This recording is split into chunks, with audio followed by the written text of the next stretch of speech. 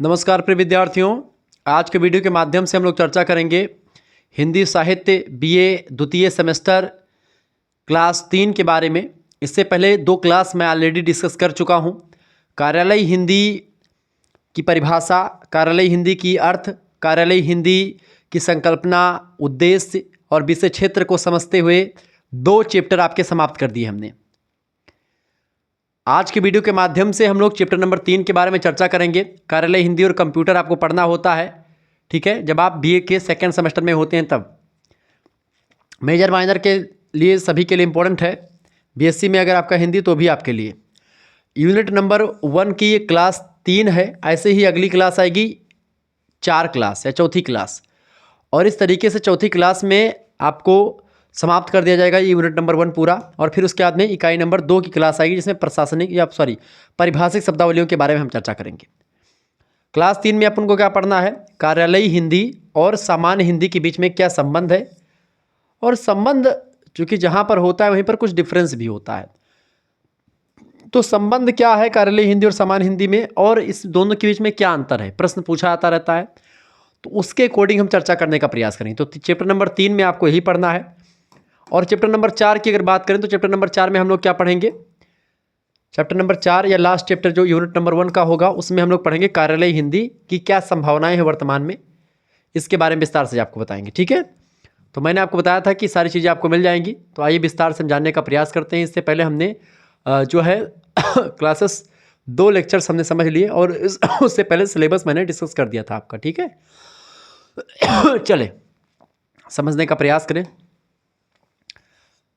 Chapter number 3। और मैंने कहा था कि प्रश्नों के माध्यम से हम चर्चा करेंगे, तो यहाँ से जो भी प्रश्न आपके बनेंगे सब यहीं से आ जाएंगे। कार्यालयी हिंदी और सामान्य हिंदी के बीच में संबंध को स्थापित कीजिए, प्रश्न आपसे लघु उत्तरीय बन सकता है।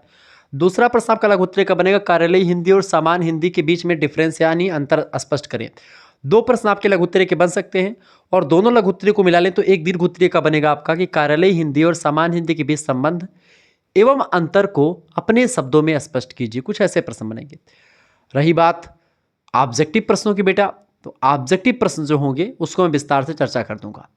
अति लघु उत्तरीय कैसे बनेंगे, कार्यालयी हिंदी की परिभाषा दीजिए, या सामान्य हिंदी की विशेषताएं, कार्यालयी हिंदी की विशेषताएं बताएं। कुछ ऐसे प्रश्न आपसे बन सकते हैं। क्लियर। तो चाहे जैसे प्रश्न बनेंगे, आप अगर डिस्कस कर लेंगे, इसको पढ़ लेंगे, समझ लेंगे, तो आपको घबराने की जरूरत नहीं पड़ेगी, चीज़ें आपकी समझ में आ जाएगी। चले उत्तर में लिखेंगे, आमतौर पर सरकारी कार्यालयों को कार्य प्रणाली से अपरिचित लोगों को इस बात का ज्ञान नहीं होता है कि सामान्य जीवन में जिस हिंदी का प्रयोग कर रहे हैं हम, वह कार्यालयी हिंदी नहीं होती है। चूँकि आम बोलचाल की भाषा जो हम रोज़मर्रा में प्रयुक्त करते हैं, हम अपने मित्र से बात करते समय, अपने पिताजी से बात करते समय, या किसी भी अनौपचारिक रिश्तों या रिश्तेदारों से बात करते समय, हम जिस हिंदी का प्रयोग करते हैं खेल खिलाड़ी के समय, खेल कूद के समय, तो वो सामान्य हिंदी होती है।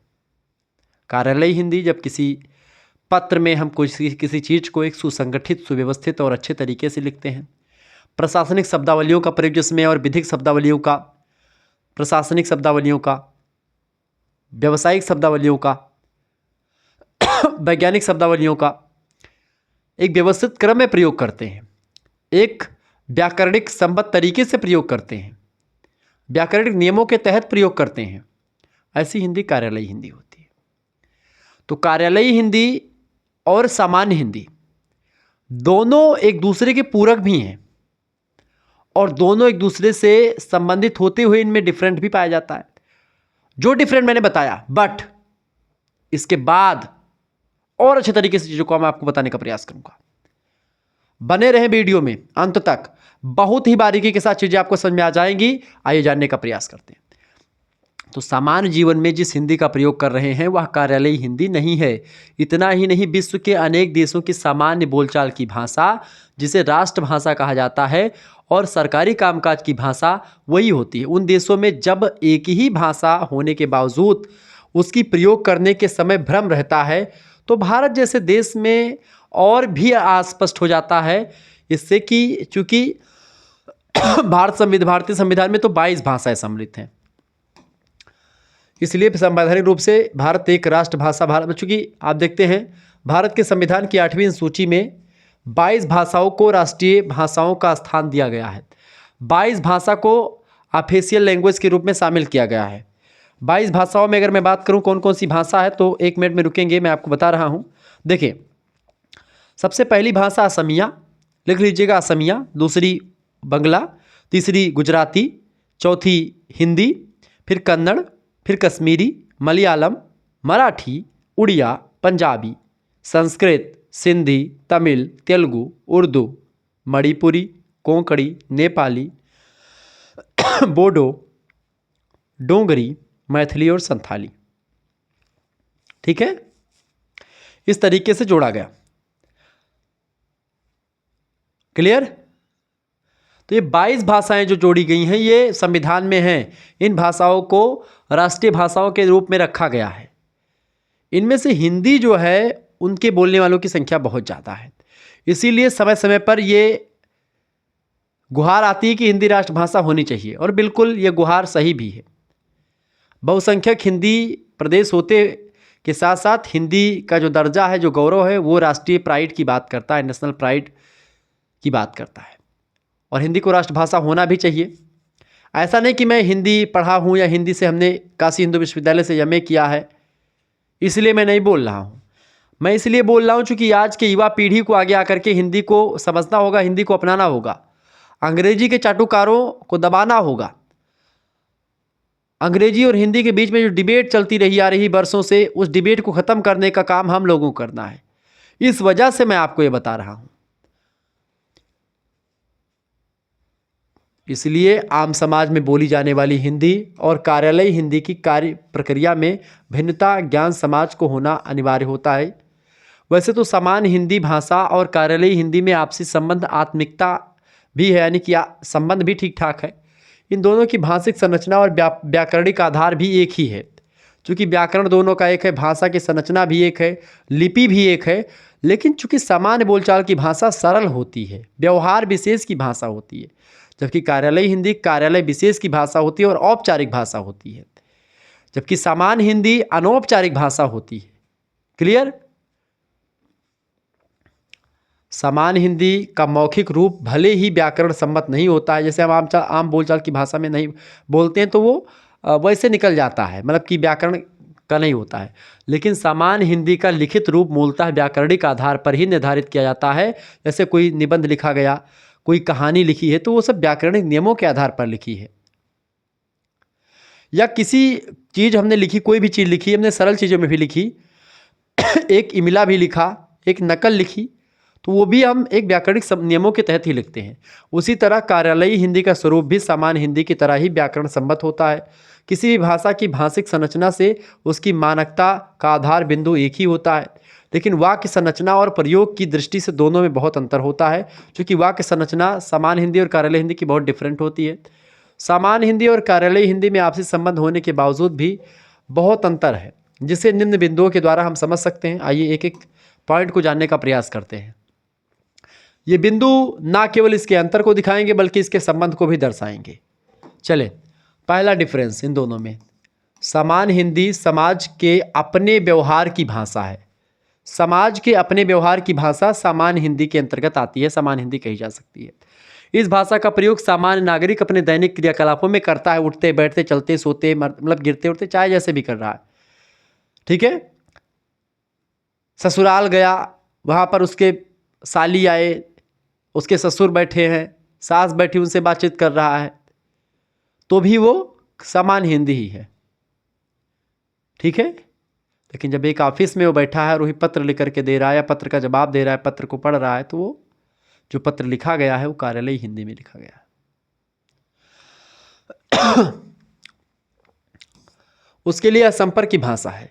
अपनी अभिव्यक्ति को सहज रूप से संप्रेषित यानी संचार करना, एक अपने पास के विचारों को दूसरे तक भेजना सहज तरीके से।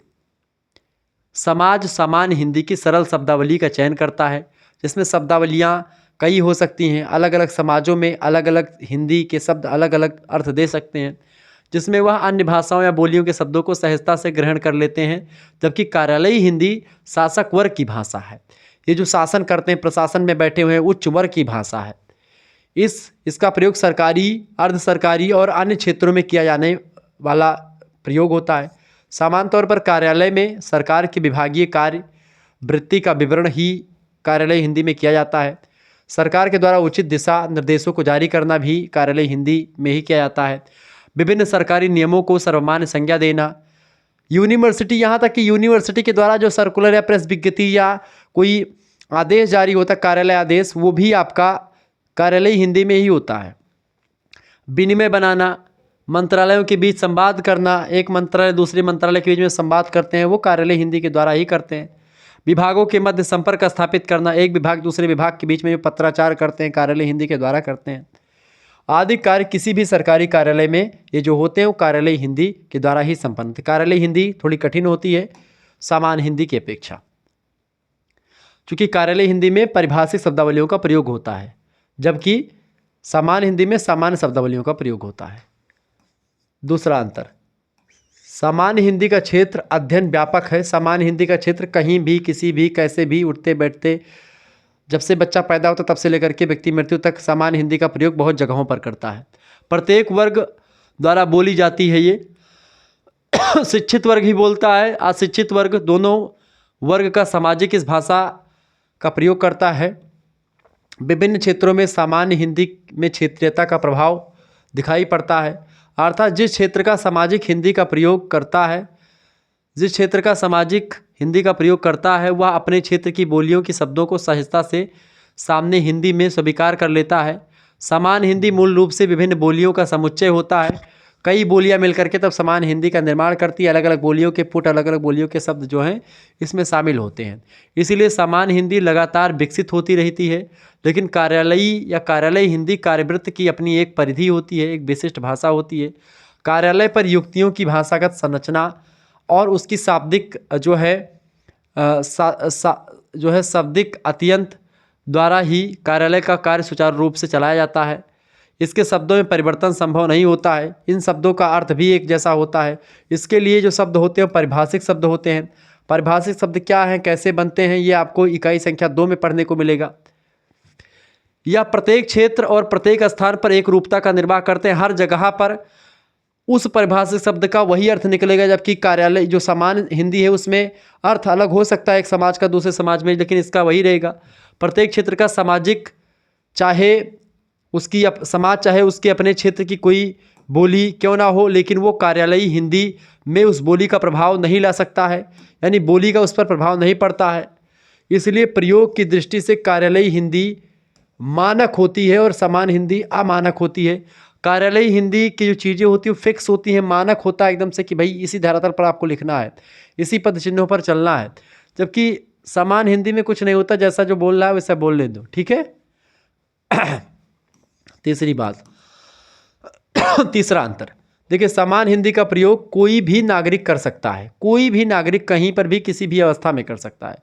अपने दैनिक कार्यों को के अतिरिक्त पत्र व्यवहार में भी इसका प्रयोग व्यक्ति कर सकता है। कोई भी व्यक्ति वह सामान्य हिंदी को सुव्यवस्थित बनाते हुए उसमें साहित्य रचना भी कर सकता है। ध्यातव्य है कि प्रत्येक सामान्य भाषा या बोली ही धीरे धीरे साहित्य की भाषा बन जाती है। पहले बोली होती है, फिर वो साहित्यिक भाषा बनती है, फिर वो मानकीकृत होती है और उसके बाद में फिर वो कार्यालयी हिंदी भाषा बनती है। साहित्य की भाषा भी सामान्य हिंदी की तरह निरंतर परिवर्तनशील होती है, लेकिन कार्यालयी हिंदी अपरिवर्तनीय होती है। उसमें किसी भी एक शब्द के स्थान पर उस का पर्यायवाची शब्द नहीं रखा जाता है।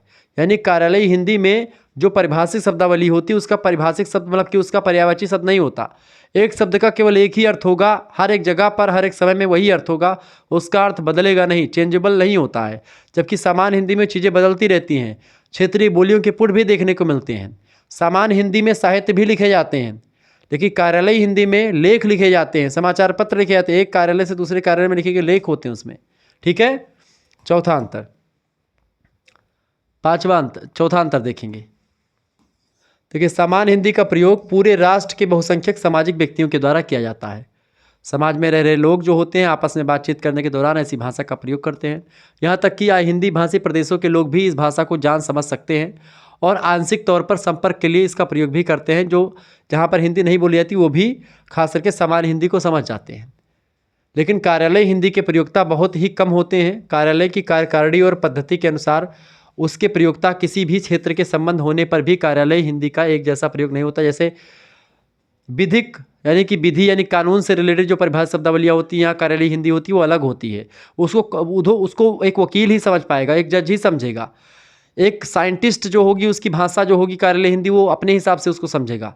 एक डॉक्टर अपनी भाषा को समझेगा। इस तरीके से अलग अलग क्षेत्र के लोग अपनी अपनी कार्यालय की भाषा समझेंगे, उनका अलग अलग चीज़ें होंगी। लेकिन जो सामान्य होता है वो सभी लोग समझ जाते हैं। पांचवा अंतर, सामान्य हिंदी पूर्णतः अनौपचारिक होती है। अनौपचारिक मतलब कि कोई इसका नियम कायदा नहीं होता ज़्यादा, ठीक है। आप कैसे भी इसको कर सकते हैं। पर अन्य भाषाओं और बोलियों का प्रभाव सहज रूप से पड़ता है। इसलिए सामान्यतः हिंदी को उन्मुक्त और स्वच्छंद भाषा कह सकते हैं। सामान्य हिंदी को थोड़ी थोड़ी दूरी पर सामान्य हिंदी में अपेक्षित परिवर्तन सहज रूप में आपको दिखाई पड़ते हैं। ऐसे होता है कोस कोस पर पानी बदले, 3 कोस पर बानी। 3 कोस पर आप देखते हैं जो भाषा होता है उसमें बदलाव आपको देखने को मिल जाता है। वह कई बार व्याकरण का भी अतिक्रमण करती है। लेकिन कार्यालयी हिंदी जो होती है औपचारिक होती है, वो नियमों की व्यवस्था के आधार पर ही बढ़ती है। इस हिंदी का प्रयोग कार्यालयों में विभिन्न विषयों की सूचना पहुंचाना होता है। एक कार्यालय से दूसरे कार्यालय में कोई सूचना भेजना हुआ तो पत्र लिखेंगे और उस पत्र की जो भाषा होगी कार्यालयी हिंदी में लिखी जाएगी। वह भाषा की संरचनाओं के भीतर रह करके ही काम करेगी। अपने मतलब का बेफजूल की कोई बातें नहीं लिखी जाएंगी उसमें, ठीक है। छठा अंतर, सामान्य हिंदी में आम नागरिक अपने लोक के मुहावरों का प्रयोग कर सकता है। लोकोक्तियों का या व्यंजनात्मक शब्दों का। व्यंजनात्मक शब्द मतलब कि आपको मतलब कि कुछ कहे कुछ और रहे हैं और अर्थ उसका कुछ और निकल रहा है, ठीक है। जैसे कि आप कह रहे हैं कि जैसे कि आप कोई ऐसा कह रहे हैं कि सांप भी मर गया लाठी भी नहीं टूटी, तो सांप मर गया लाठी भी नहीं टूटी, इसका प्रयोग आप किस में करेंगे? ये सामान्य हिंदी है, कार्यालय हिंदी नहीं है। तो इसका अर्थ चूँकि अलग होता है कि हमने जो हमारा काम भी सिद्ध हो गया और हमारा कोई खर्चा भी नहीं हुआ, ठीक है। इतना ही नहीं, सामान्य हिंदी में अलंकारिक और लाक्षणिकता का पुट सहज ही दिखाई देता है। लेकिन कार्यालय हिंदी में लक्षणा या व्यंजना का प्रयोग पूर्णतया वर्जित है। सूचना प्रधान होने के कारण उसमें मुहावरों, लोकोक्तियों या अलंकारिकताओं का प्रयोग पूरी तरह से निषिद्ध है, ठीक है। यह बात आप ध्यान रखेंगे। इस तरीके से लक्षणा, व्यंजना और इसका प्रयोग, इसमें मुहावरे, लोकोक्ति, अलंकारिकता, ये सब इसका प्रयोग इसमें कार्यालय हिंदी में बिल्कुल भी नहीं होता है, जबकि जो सामान्य हिंदी होती है उसमें होता है।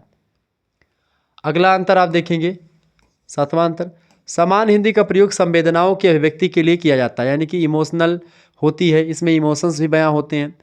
इसमें नागरिक अपने राग, द्वेष, आक्रोश, राष्ट्र प्रेम, विद्रोह की अपनी अभिव्यक्तियों को मतलब अपनी अभिव्यक्तियों को अपनी आवश्यकता के अनुरूप प्रयोग कर सकता है। लेकिन कार्यालय हिंदी का संबंध नागरिकों की संवेदना और भावनाओं से नहीं होता, ना ही नागरिक के विचारों को अभिव्यक्त प्रदान करती है। वह केवल शासन की कार्यप्रणाली और उसकी सूचनाओं को संप्रेषित या उसको एक स्थान से दूसरे स्थान पर भेजने का काम करती है, यानी उसको संप्रेषित करने का काम करती है। शासन के आदेश को, शासन के कार्य चलते रहें, ठीक है, शासन के एक मैसेज को दूसरे शासन के विभाग तक पहुंचाने के लिए कार्यालय हिंदी का प्रयोग होता है। आठवां अंतर, सामान्य हिंदी में राष्ट्र के लोगों की सांस्कृतिक, धार्मिक और राजनीतिक चेतना विद्यमान रहती है और वह भारत राष्ट्र की आत्मा की प्रतिध्वनि होती है। लोक के समस्त व्यापार जिनका संबंध उसकी सामाजिक सांस्कृतिक चेतना से है, उसे क्रियान्वित करने के लिए सामान्य हिंदी का प्रयोग किया जाता है। किंतु कार्यालयी हिंदी में प्रशासन, एडमिनिस्ट्रेशन के लिए विधि यानी कानून और संवैधानिक विधाओं का विवेचन किया जाता है। उसका प्रयोग भले ही समाज के नागरिकों के द्वारा किया जा रहा हो, लेकिन उसमें नागरिकों की सोच, उनकी आस्था और विश्वास का प्रभाव बिल्कुल भी कार्यालय हिंदी में नहीं होता है।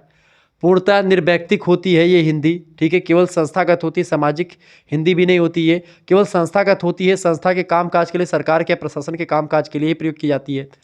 तो ये कार्यालय हिंदी होती है। नौवां अंतर, भाषिक संरचना की दृष्टि से सामान्य हिंदी और कार्यालयी हिंदी दोनों में पर्याप्त अंतर है।